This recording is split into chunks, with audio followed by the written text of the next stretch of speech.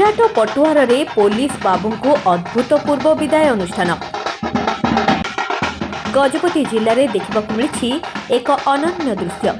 अवसर प्राप्त एसपी जतीन्द्र कुमार पंडा को पुलिस और जनसाधारण मिलित भाव में बाजा बाजन और पटुआर रे भव्य विदाय देइछन्ति।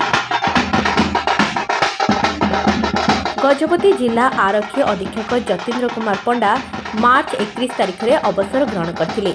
एही अवसर में रानीपेठ स्थित जिला पुलिस कार्यालय एक विराट पटुआर आरंभ होता। आतशबाजी वाद्य बाजन और मोटरसाइकेल शोभायात्रा सहित समग्र सहर परिक्रमा करा जायतिला। जिला स्तर एक प्रमुख प्रशासनिक अधिकारी तेणु आमर कर्तव्य थिला। यही दृष्टि आरक्षी अधीक्षक अवसर प्राप्त पंडा बाबू महोदय जो कार्यालय बोधे बाहर जहाँ नगर परिक्रमा करने मध्य आम भारतीय जनता पार्टी बाद पड़ना आम उच्छ्वसित माने संबर्धना ज्ञापन करिछु। श्री पंडा गजपति जिले में 16 वर्षर कार्यकारी समय लोकंकर प्रिय भाजन हो पारिथिले।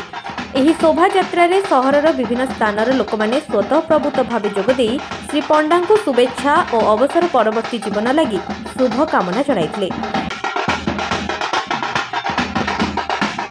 बीजेपी पक्षर मध्य श्री पंडा को पुष्पमाल्य और उपहार दे सम्मानित करा जायतिला। दलर बहु नेता और कर्मी उपस्थित रही विदाय संबर्धना जणाइथिले। एपरि भव्य और सार्वजनीन भाव में जड़े पुलिस अधिकारी को विदाय देवा गजपति जिला एक नूतन नदी सृष्टि करछि। यह श्री पंडांकर लोकप्रियता को स्पष्ट करुछि। प्राय संख्याधिक लोक माने प्राय 27 लोक आम योगदान देथिलु तो द्वारा कि आम भव्य संबर्धना देखिकी अवसर प्राप्त आरक्षी अधिक पंडा आपण भल पाइबाटा मोर कोटे टंका आउ किछि मो आउ कोन दरकार जीवन काल रे ए गोटे पद लास्ट कहले सेठी सुनी खुशी। Gajapati Vivekananda Behera report free to speak .in